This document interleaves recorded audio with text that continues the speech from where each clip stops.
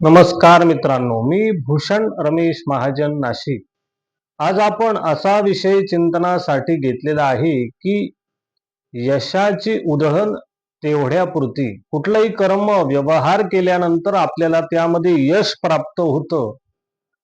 ते यश प्राप्त झाल्यानंतर ती स्थिती काय असते, तर आपलं कौतुक होतं. त्या व्यवहार केल्यानंतर यश प्राप्त झालं, यशाची उधळण होते, सगळीकडे आपली कीर्ती पसरते की याने भव्य उत्तम कर्म केलं.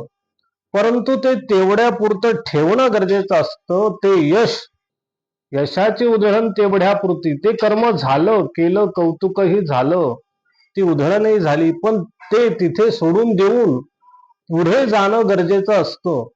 ते कर्म केल्यानंतर तीच गोष्ट घेऊन आपण पुढे अनेक वर्ष वावरत राहिलो तर ते यशाची उधळण आपली अधोगती ठरत असते.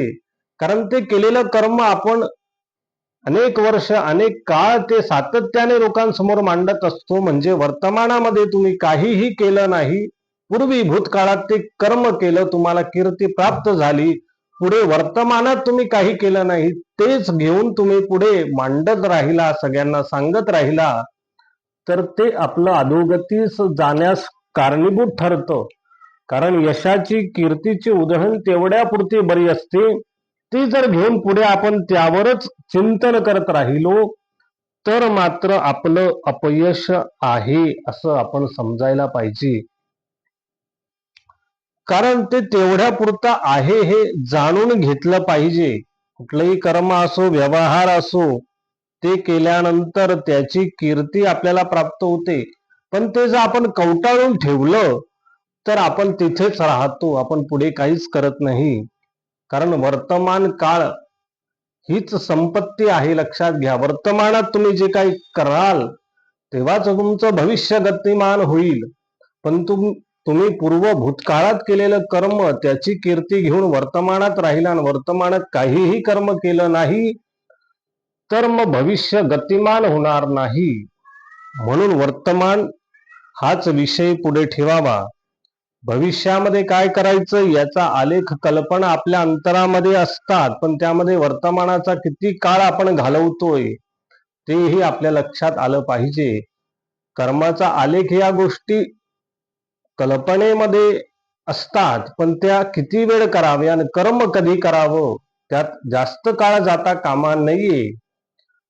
पुढे सजग वर्तमान क्षणते गाठी. आपण वर्तमानामध्ये जेवढं सजग, जेवढं सावधान राहू तेवढेच क्षण आपण आयुष्य जगत असतो, आनंदाचा उपभोग घेत असतो आणि आनंद आपल्याला अनुभवायला मिळतो. जेव्हा वर्तमानात आपण सावधान अवस्थेमध्ये असू तर, आपण बेसावध असू तर आनंदाचे क्षणही निघून जातात, आपल्या लक्षातही येत नाही, कारण आपण सावध नसतो. म्हणून वर्तमान हीच संपत्ती आहे. तुम्ही भूतकाळात केलेलं कर्म किंवा त्याने कीर्ती प्राप्त झाली, पण ती कितीपर्यंत तुम्ही पुढे नेणार? पुन्हा कर्म करायला उभं राहिलं पाहिजे, तेव्हाच पुढे कीर्ती अजून वाढेल. नाही तर पूर्व कर्मावर आश्रित आपण राहू. पूर्वी कर्म केलंय त्याने कीर्ती प्राप्त झाली, तेच पुढे पुढे आपण सांगत राहू, नवीन काहीच केलं नाही असं ते होईल.